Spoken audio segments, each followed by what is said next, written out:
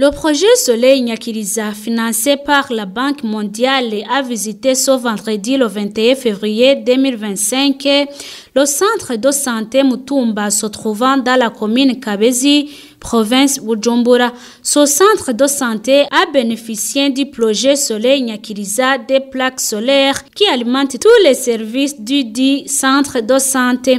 C'est après que les inondations ont détruit le barrage qui alimentait ce centre de santé en électricité. Sœur Emmanuela Giolidi, titulaire du centre de santé Mutumba, a dit que, avant l'appui du projet Soleil Nyakiriza en plaques solaires, le centre de santé Mutumba était dans l'obscurité, ce qui compliquait le travail. Avant, c'était, je dirais, très pénible parce que justement, on n'avait pas l'électricité. Nous avons eu notre moteur électrogène qu'on pouvait seulement allumer quelques heures. Vous savez, le problème aussi pour recevoir le mazout, que c'est cher, donc on ne reçoit pas beaucoup. Alors, c'est là où nous sommes ici dans le bureau du titulaire, aussi du gestionnaire, et on a pu utiliser seulement quelques fois la photocopieuse, mais surtout avec les malades, c'était pénible de l'hébergement. On a travaillé avec la torche dans la nuit ou avec les lampes. Alors maintenant, c'est comme le ciel presque. On a vraiment la lumière, on peut travailler comme il faut. Aussi dans la maternité, ce qui était le plus... On avait quelques plaques solaires, mais si c'était pour utiliser l'aspirateur pour prendre les accouchements, pour aspirer les bébés, les nouveau-nés. Alors, on n'avait pas le moyen pour aspirer. On a dû courir pour allumer le moteur. Et maintenant, sans difficulté, on peut utiliser l'aspirateur pour les nouveau-nés. On peut utiliser les stérilisateurs, les appareils de stérilisateurs. Nous pouvons même utiliser notre machine à laver pour notre linge. Oui, c'est tous nos appareils que nous avons besoin, nous pouvons maintenant utiliser, et surtout l'électricité de la lumière. On a ici dans le dispensaire, avec le soin ambulatoire, on a certaines pièces qui sont très sombres. La petite chirurgie, on fait les pansements, les sutures. Alors c'était avant très difficile pour voir comment se débrouiller. Mais maintenant, nous pouvons allumer bien l'électricité. Aussi dans la pharmacie, c'était sombre. Mais maintenant, nous avons l'électricité et nous pouvons travailler très facilement. Et ça, nous avons la lumière du matin jusqu'au soir, de la nuit. Alors, c'est une très grande aide où nous sommes très reconnaissants. Autrefois, il y avait des voleurs dans cette région, beaucoup, qui nous a même volé quelque chose là devant la maternité. Alors si c'est sombre, ça c'est bien pour les voleurs, pour chercher les choses. Mais maintenant, comme il y a ces plaques solaires, alors c'est là où il y a ces projecteurs qui sont allumés toute la nuit. Alors c'est maintenant nous avons le calme, qu'il n'y a plus personne qui arrive. Comment nous devons regarder que nous ne mettons pas trop des appareils en même temps. Alors c'est là où nous regardons. Même nous avons vécu une fois qu'une fusible est sautée quand nous avons chauffé l'eau. Et c'était la machine à laver qui a marché. Alors c'est là où on apprend comment il faut bien utiliser. Que la machine à laver, si la machine à laver marche, tu ne peux pas mettre l'eau pour chauffer l'eau. C'est là où nous avons aussi dû apprendre et je pense que c'est comme ça qu'on peut aussi regarder que cette électricité va durer.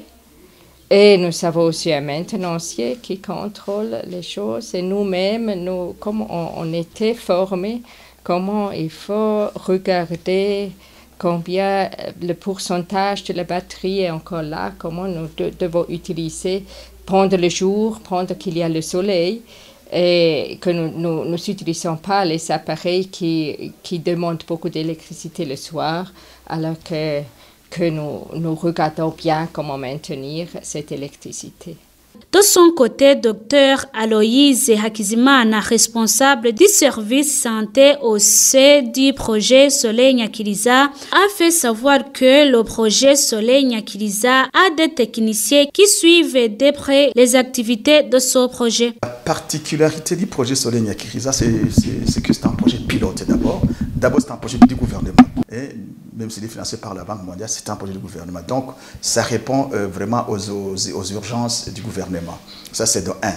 Et de deux, c'est que le projet Soleil Nyakiriza, au niveau des énergies renouvelables, c'est un projet qui est un peu particulier. Il est d'abord pilote, et puis il a sa particularité qui est basée, sur les études. Avant de faire les installations, il y a des études de faisabilité. On visite tous les sites et pour voir pour faire le dimensionnement de chaque site. Et chaque site est particulier. Et surtout que, vous voyez par exemple ici, nous sommes à Mutumba. Ce site de Mutumba, c'est un site très très particulier. Donc on ne peut pas installer des installations comme vous avez vu ici sans faire l'étude. Et là, c'est très important pour commencer. Puis deux, c'est le montage du projet. Le montage du projet est basé sur la maintenance. La maintenance, c'est une grande particularité en matière des énergies renouvelables et surtout des énergies solaires. Sans la maintenance des équipements que vous voyez, c'est impossible. Ça ne peut pas tenir. L'exemple que nous connaissons partout, nous avons vu que partout il y a des installations mais qui n'ont pas duré longtemps. Donc, la particularité du projet Soleil Nyakiriza est basée sur la maintenance des équipements et la qualité des équipements. Je vous ai dit que la seule qualité qui vient des études de faisabilité qui ont été déjà faites avant les installations.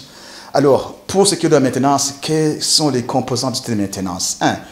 Au départ, il n'y avait pas de technicien de maintenance. Dans le montage du projet, c'est prévu que le ministère de la Santé publique et de la lutte contre le sida recrute. Il était prévu qu'il recrute des techniciens de maintenance dans tous les districts sanitaires qui sont responsables uniquement de cette activité. Et là, c'est un projet multisectoriel, effectivement, en collaboration avec le ministère de la Santé publique et de la lutte contre le sida.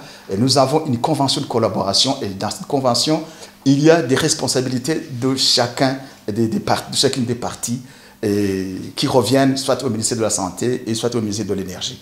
Et là, le ministère de la Santé devrait recruter impérativement ces techniciens de maintenance. Et maintenant, chose qui n'avait pas été faite depuis longtemps, Dieu merci, en passant par les autorités du ministère de la Santé, ce recrutement a eu lieu. Nous avons maintenant un technicien de maintenance district dans tous les districts du pays. La deuxième chose, c'est la formation, le renforcement des capacités et de ces techniciens parce qu'ils sont recrutés selon les thèmes de référence, mais des fois, avec l'énergie solaire, vous savez que dans les curricula du pays, il n'y a pas beaucoup de techniciens solaires dans ce pays. Et là, on devrait les renforcer en capacité pour qu'ils puissent effectivement assurer cette activité, cette fonction avec beaucoup de responsabilités. Parallèlement, il fallait équiper. D'abord, construire et réhabiliter les ateliers de maintenance parce qu'un technicien doit travailler dans un atelier, c'est tout à fait normal. Aujourd'hui, nous venons de finaliser la réhabilitation de 17 ateliers de maintenance et les autres 10 sont en cours d'être réhabilités. À côté, en plus de ce que le projet ENABEL de l'Union européenne a fait et pour que l'on puisse vraiment aller dans le sens de la maintenance. Donc, tous ces ateliers de maintenance viennent d'être réhabilités. Nous avons déjà un kit par site, par atelier, un kit de maintenance qui est maintenant stocké quelque part et qui va bientôt être installé dans ces ateliers de maintenance pour que l'autorité de maintenance puisse réaliser vraiment son activité sans problème. À côté de cela, il doit se mobiliser, il doit se mouvoir du site, c'est-à-dire du site vers le centre de santé. Parce que chaque technicien de maintenance devra couvrir au moins une vingtaine de formations sanitaires, il faut qu'il puisse y arriver. Et là, c'est prévu, le projet prévoit également de les doter en moto pour que ces puissent effectivement aller se rendre dans les centres de santé pour assurer cette maintenance préventive surtout. Et au niveau national, nous avons ce que nous appelons la maintenance curative qui est faite par des ingénieurs du ministère de l'Énergie et du ministère de la Santé publique et lutte contre le sida. Et ces ingénieurs sont pour de formateurs, ce sont qui sont responsables effectivement au niveau national de cette maintenance. Donc, la maintenance à deux niveaux, au niveau national et au niveau périphérique et décentralisé. Au niveau central, il y a également un projet de construction et d'équipement d'un centre national de maintenance qui sera bien équipé et qui va assurer effectivement cette activité. Ça, c'est vraiment la pierre angulaire du projet Soleil Nyakiriza à cause de cette maintenance. Le troisième point important, c'est que la spécificité du projet, c'est que nous avons une assistance à distance. Et vous voyez, ce Cerbo, c'est un Cerbo GX. Et cet appareil nous sert à visualiser, à suivre de près et à distance ce qui se passe dans ce local technique et dans sa de santé. S'il y a des abus, là, nous sommes à Bujumbura, je clique sur mon ordinateur ou mon téléphone portable, je vois ce qui se passe à Mutumba, à Nyabikere et j'en passe. Non seulement nous, l'équipe du projet, il y a également l'équipe de la DIS. La DIS, c'est une direction des infrastructures sanitaires et des équipements au niveau du ministère de la Santé publique. Ils sont équipés de cet aspect de surveillance à distance. Non seulement eux également, au niveau des fournisseurs. Nous avons des fournisseurs étrangers qui sont basés soit en Allemagne et les autres, une maison de surveillance qui est basée en Espagne. Tout ce monde-là, ils suivent à distance à partir de l'Europe. Donc, c'est une grande innovation que nous avons apportée sur la maintenance et sur le suivi à distance pour le suivi plutôt, le suivi sur site, in situ, et le suivi à distance pour qu'effectivement les installations qui ont été faites soient suivies et soient pérennes au niveau de la maintenance et au niveau de la durabilité. Le projet Soleil Nyakiriza travaille sur tout le territoire national. Parmi les 400 centres de santé qui vont bénéficier d'électricité solaire de la part du projet Nyakiriza, 50 sont déjà servis.